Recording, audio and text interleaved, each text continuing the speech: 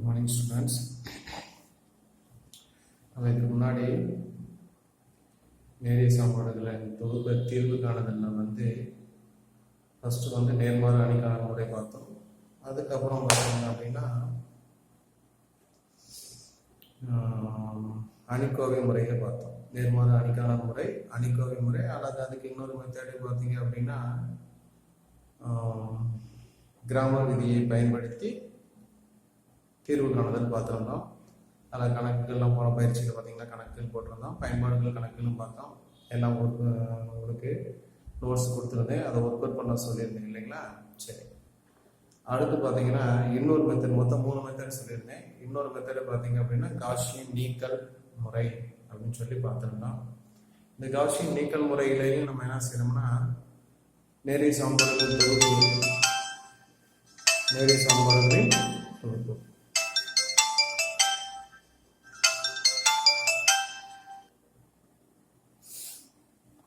நேரிய சமன்பாடுகளின் தொகுப்பை காஷியன் நீக்கல் முறையில் நம்ம செய்ய போகிறோம். இந்த 3 மெத்தடுக்குமே ஒரே ஒரு சொல்யூஷன் அப்படிங்கிறத நான் சொல்லியிருந்தேன். சரிங்களா? சரி, இப்போ வாங்க காஷியன் நீக்கல் முறையில் நம்ம பார்க்கலாம். எப்படி அப்படிங்கிறத சொல்கிறத காட்டிலும் ஒரு கணக்கு நான் போடுறேன். அந்த கணக்குலேயே உங்களுக்கு அந்த நீக்கல் முறை அப்படிங்கிறது என்னன்னு தெரியும். சரிங்களா? சரி வாங்க, பயிற்சி 1.5 கொஸ்டின் நம்பர் 1ல் செகண்ட் சப்டிவிஷனில் ஒரு கொஸ்டின் இருக்குது. இது மாதிரி ஒரு சமன்பாடு கொடுத்துட்டு காஷியன் நீக்கல் முறையை தீர்வு காண்க அப்படின்னு சொல்லியிருக்கிறாங்க. பயிற்சி 1.5 2வது விஷயம் தீர்வு கொடுத்துருக்க சமன்பாடு அப்படியே எழுதிட்டேன். அடுத்த அணி சமன்பாடு, ஏற்கனவே இந்த அணி சமன்பாடு நமக்கு எழுத தெரியும். எப்போ எழுதியிருப்போம்? நேர்மாறு அணிக்கான முறையில் இந்த மாதிரி சமன்பாடு எழுதியிருக்கோம். ஸோ எக்ஸோட பில்லு, ஒய்யோட பில்லு, இசட்டோட பில்லு, எக்ஸ் ஒய் இசட்டு, அடுத்து கான்ஸ்டன்ட் ஈக்குவல் இந்த பக்கம் உள்ள கான்ஸ்டன்ட் எழுதியிருக்கோம். இது அணி சமன்பாடு தெரியும். ஏஎக்ஸ் ஈக்குவல் பி எங்க அப்படிங்கிறது நமக்கு ஏற்கனவே பரிச்சித்தமான ஒரு விஷயம்தான். சரி, இப்போ இதுக்கு மேலே காஷியன் நீக்கல் முறையை நம்ம பயன்படுத்த போகிறோம். காஷியன் நீக்கல் முறை அப்படிங்கிறது ஒன்றும் புதுசாக கிடையாது. நம்ம ஏற்கனவே ஏறுபடி வடிவம் கொண்டு வந்தோம் இல்லையா, அந்த மெத்தட் தான். சரி வாங்க, விரிவுபடுத்தப்பட்ட அணி என்னது சார்? விரிவுபடுத்தப்பட்ட அணி அப்படின்னா ஏ பார் பி, அதாவது ஏ கோடு போட்டுட்டு பி, ஏ கோடு போட்டுட்டு பி. சரி, அப்போ இங்கே பாருங்க, ஏங்கிற மேட்ரிக்ஸ் எழுதிட்டு கோடு போட்டுட்டு பிங்கிற மேட்ரிக்ஸ் எழுதணும். பிங்கிறது இது தெரியலையா? அப்போ ஏ எழுதிட்டு ஒரு பார் போட்டு பி எழுதிக்கலாமா? இப்போ என்ன சார் செய்யணும்னா இந்த அணியை ஏறுபடி வடிவத்தில் மாற்றணும். என்ன வடிவத்தில் மாற்றணும்? ஏறுபடி வடிவத்தில் மாற்றணும். ஏறுபடி வடிவம் அப்படின்னா என்னன்னு ஏற்கனவே உங்களுக்கு சொல்லியிருக்கிறேன். என்ன சார் அப்படின்னா ஃபர்ஸ்டோட ஃபர்ஸ்ட் 4 எலமெண்ட், ஃபர்ஸ்டோட ஃபர்ஸ்ட் 4 எலமெண்ட், வாங்க ஃபர்ஸ்டோட ஃபர்ஸ்ட் 4 எலமெண்ட். ஃபர்ஸ்ட் ஒன்னை முதல் இடத்துல என்ன 4 எலமெண்ட் தான். அப்போ இதுக்கு கீழே உள்ளதை என்ன மாற்றணும்? 0 மாற்றணும். சரிங்களா? அடுத்து செகண்ட் ரோல ஃபர்ஸ்ட் 4 எலமெண்ட், இந்த இடம் 0 இருந்துச்சுன்னா இந்த இடத்துக்கு வரணும். இது 0 இருந்துச்சுன்னா இங்கே போகணும். இது 0 இருந்தா இங்கே போகணும். சப்போஸ் இது 0 வருது, இது 0 வச்சுக்கவே இதுக்கு கீழே உள்ளதை என்ன செய்யணும்? 0வா மாற்றணும். சரி வாங்க மாற்றணும். இப்போ ஃபர்ஸ்ட் என்ன செய்யணும்? இந்த இடத்த பற்றி வச்சுக்கணும். இந்த 2 இடத்த என்ன செய்யணும்? 0வா மாற்றணும். இது 0வா மாற்றணும்னா இந்த இடம் 1 இருந்துச்சுன்னு வச்சுக்கோங்களேன்.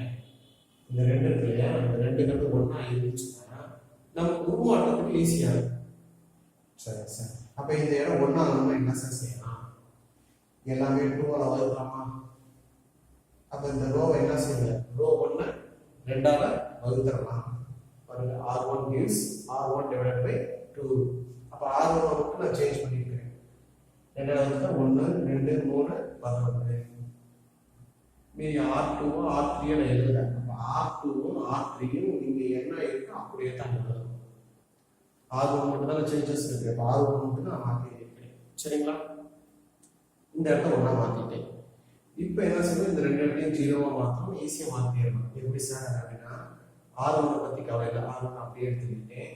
3 0வா மாற்றினா அப்படின்னா இது 3ஆல் பெருக்கி கழிச்சா போதுமா? எதை?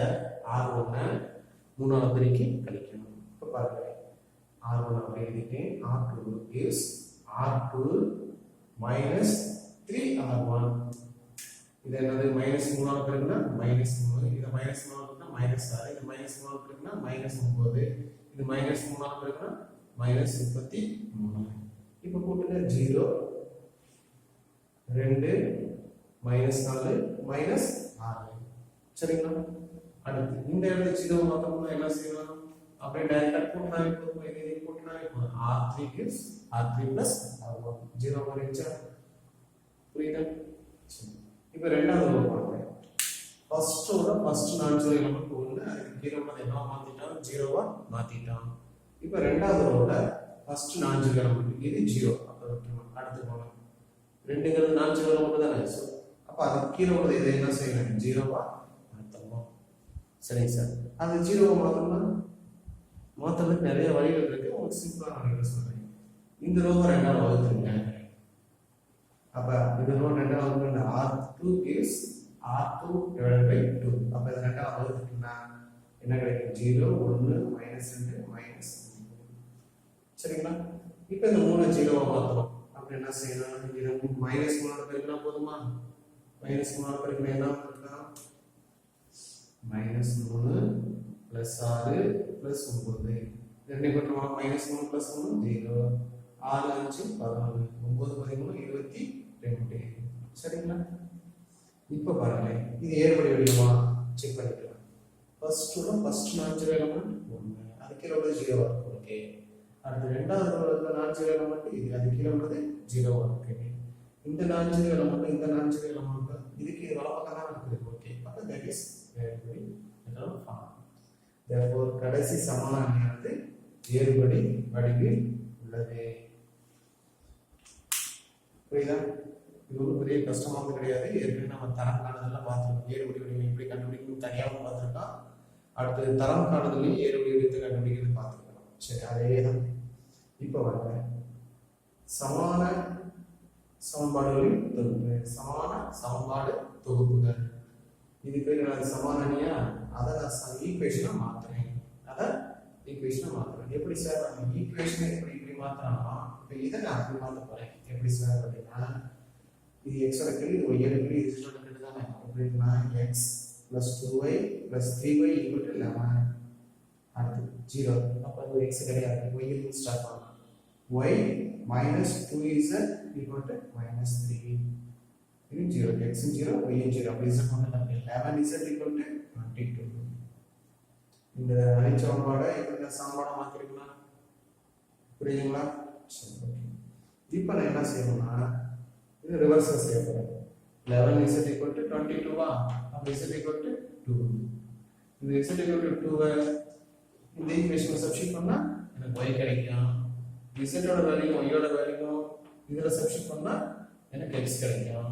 therefore தீர்வு x equal to 3, y equal to 1, z equal to 2. சரிங்களா? இந்த क्वेश्चंस நமக்கு எல்லாம் செய்யலாம். இந்த மாதிரி क्वेश्चंसல நல்லா கவனமா பாருங்க.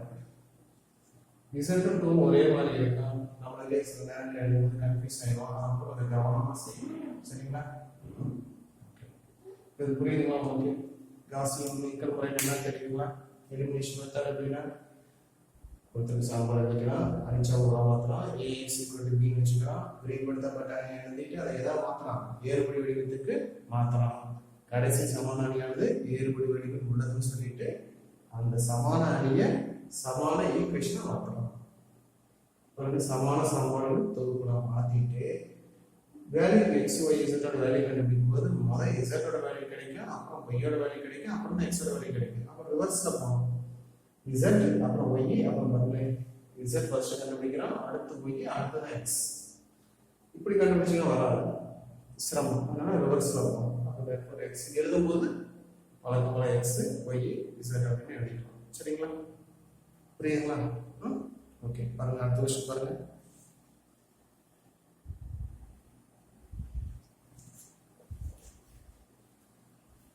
ஓகே ஸ்டூடெண்ட்ஸ், நெக்ஸ்ட் 1.5ல கொஸ்டின் நம்பர் 2 பாருங்களேன்.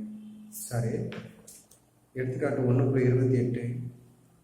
ஒரு ராக்கெட்டின் மேல் நோக்கிய வேகம் t நேரத்தில் தோராயமாக v of t equal to at² plus bt plus c என்றவாறு உள்ளது.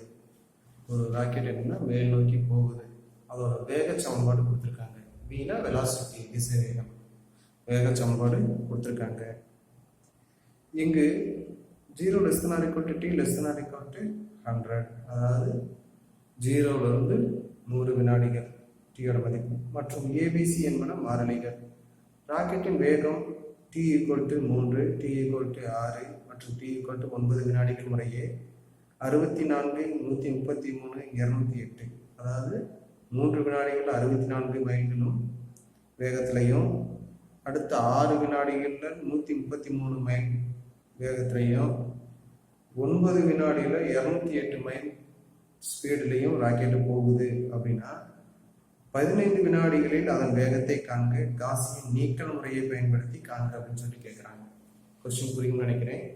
ஒரு ராக்கெட் போகுது, 3 வினாடிகளில் என்ன ஸ்பீடில் போகுதுன்னு சொல்லிட்டாங்க. அடுத்து 4வது ஒரு டைம் கொடுத்து அந்த டயத்தில் எவ்வளோ போகும்னு சொல்லி கேட்குறாங்க. ஃபர்ஸ்ட் கொஸ்டின் பார்த்தோம், தீர்வு மட்டும் பார்த்தோம், எக்ஸ் ஒய் இசட்டோட வேல்யூ மட்டும் பார்த்தோம். இது பயன்பாடுகள் கொஸ்டினை பார்க்கலாம். சரி வாங்க. ராக்கெட்டின் வேக சமன்பாடு d of t equal to at square plus bt plus c equal to equation 1 வச்சுக்கிறேன்.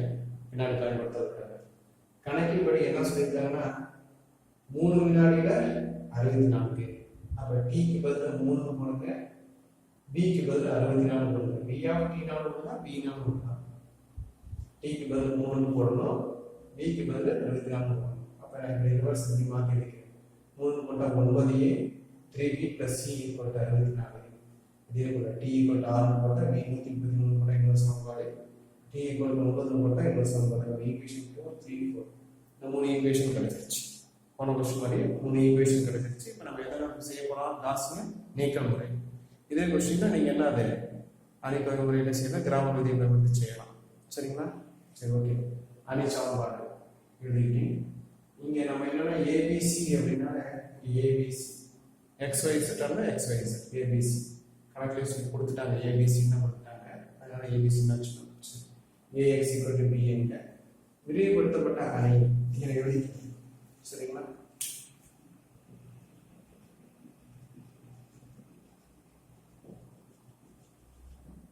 விரிவுபடுத்தப்பட்ட அணி எழுதிக்கிங்க.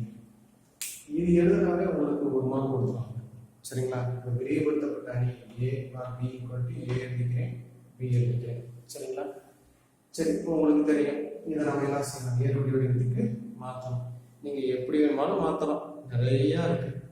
ஏறுபடி வடிவத்தை மாற்றலாம்.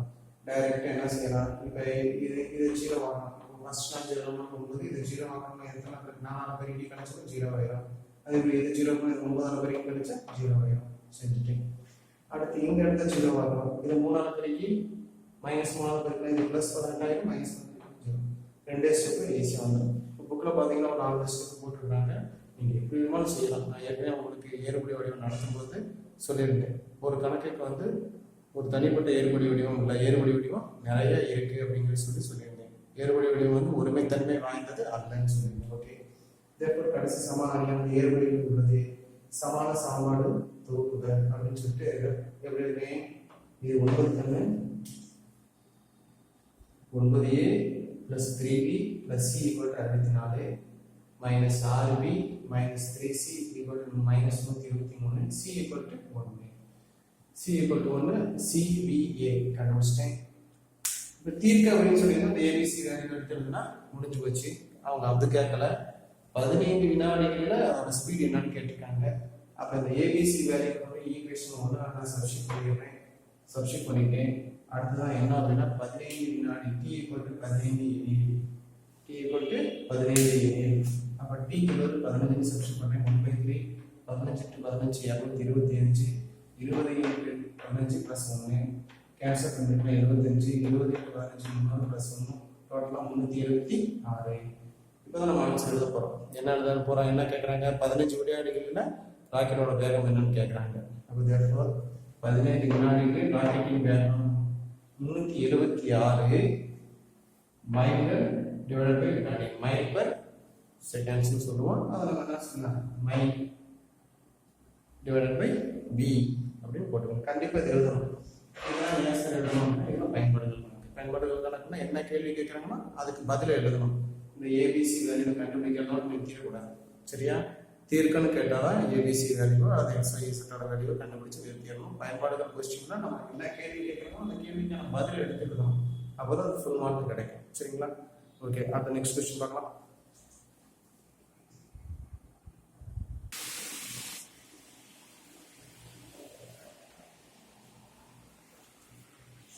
சரி ஸ்டூடெண்ட்ஸ்,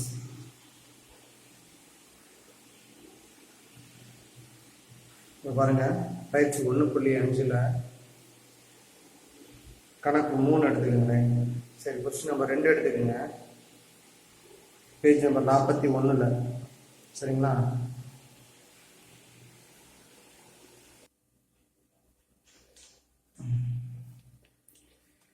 பாருங்க, ax² + bx + ca x + 3, x - 5 மற்றும் x - 1 ஆல் வகுக்கும் போது மீதியானது முறையே 21, 61, 9 எனில் ஏபிசியை காண்க. காசியின் நீக்கல் முறையை உபயோகிக்கும்னு சொல்லியிருக்கிறாங்க.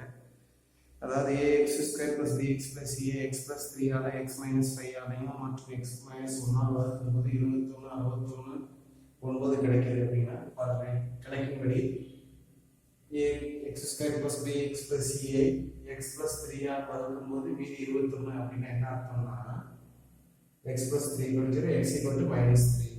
அதாவது x க்கு -3 போட்டோம்னா ஆன்சர் என்ன வருதுன்னா 21 வருதுன்னு அர்த்தம்.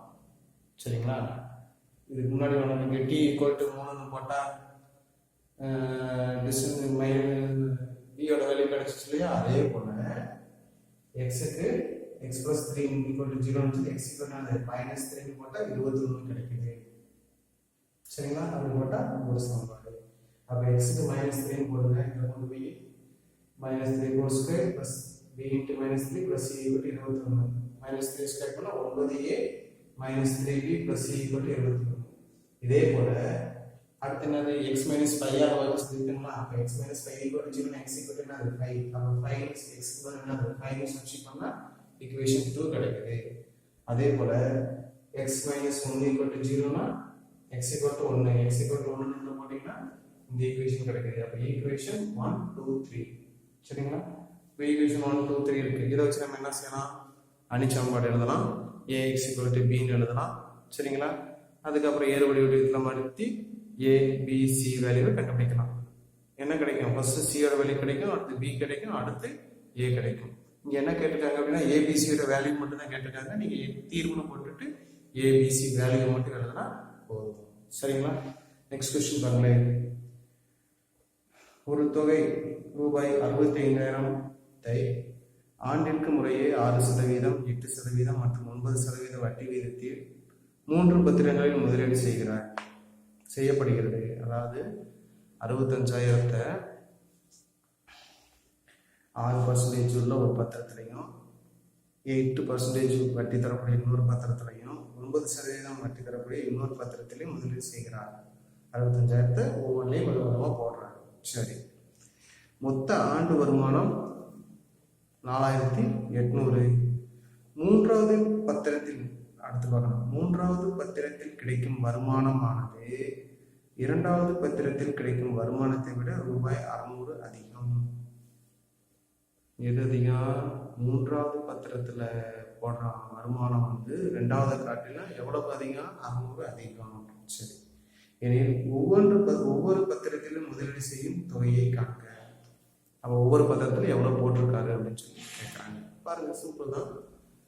முதல் பத்திரத்தில் முதலீடு செய்யும் தொகை ரூபாய், செய்த தொகை ரூபாய் x என்க.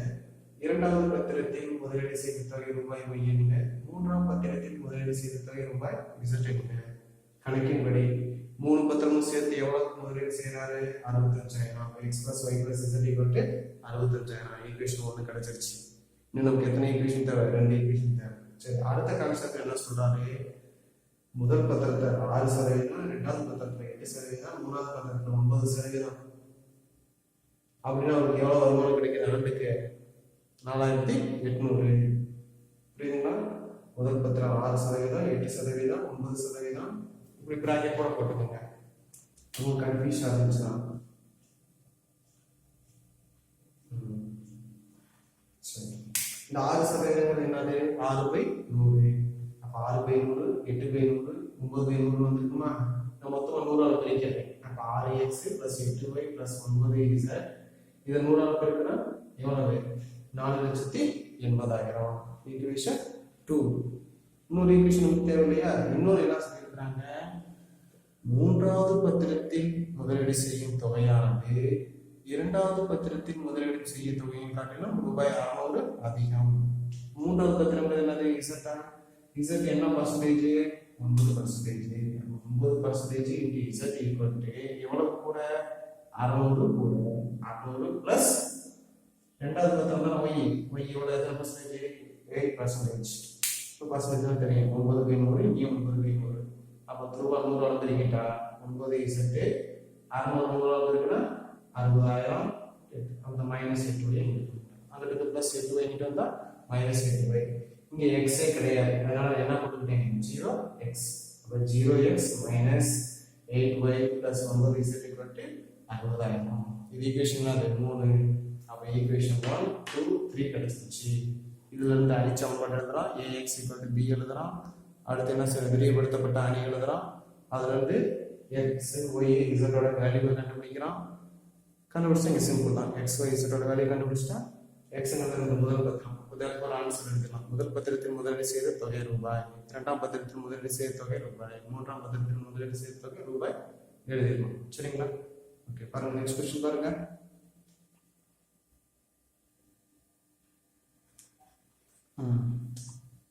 பாருங்க லாஸ்ட் क्वेश्चन.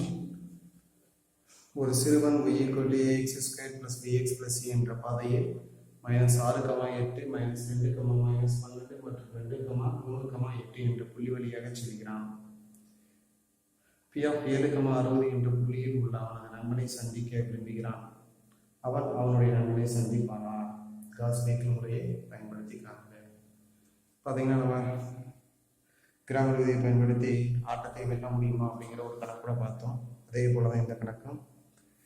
இந்த கணக்குலேயே நம்ம என்ன செய்யறோம்னா ஏபிசி வேல்யூவை கண்டுபிடிக்க போகிறோம். அடுத்து ஆன்சர் எழுதணும். சரிங்களா? பாருங்க,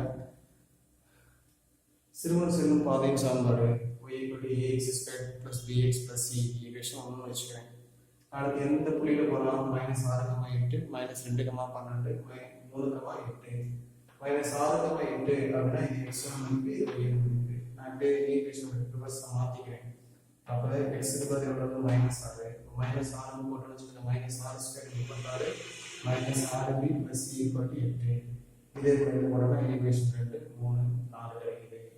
இதுக்கப்புறம் உங்களுக்கு தெரியும் அணிச்சமன்பாடு எழுதுவீங்க, விரிவுபடுத்தப்பட்ட நேரத்தை ஏறுபடி வடிவத்தில் மாற்றுவீங்க, ஏபிசியோட மதிப்பை கண்டுபிடிச்சிருவீங்க. சரி, ஏயோட வேல்யூ 1, பியோட வேல்யூ 3, சியோட வேல்யூ -10 ஒர்க் அவுட் பண்ணிடுங்க. ஓகேவா? சரி, இப்போ இந்த ஏபிசி வேல்யூ ஈக்குவேஷன் 1 போய் நான் சப்ஸ்டிட் பண்ணிடுறேன். சரி, இப்போ என்ன சொல்றாங்க? 7,60 அப்படியா? 7,60ங்கிற புள்ளியில தான் யார் இருக்கிறா?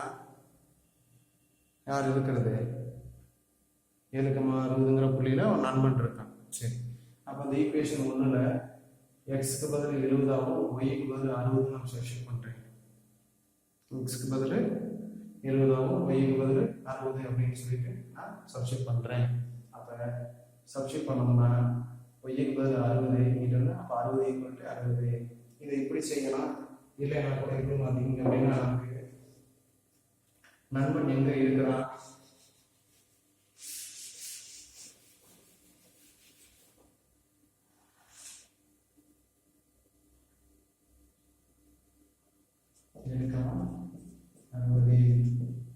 நண்பன் எங்க இருக்கிறான்? 7,60ங்கிற புள்ளியில இருக்கிறான். 7,60ங்கிற புள்ளியில இருக்கிறான். அப்ப அந்த 7,60ங்கிற புள்ளி இவனோட பாதையில இது பொருந்துதான்னு பார்த்துக்கணும். இவனோட பாதையில இது இருக்கா? இப்ப நண்பனோட பாதை வந்து இப்படி இருக்குன்னு வச்சுக்கோங்க, 7,60 இப்படி இருக்குன்னு வச்சுக்கோங்க.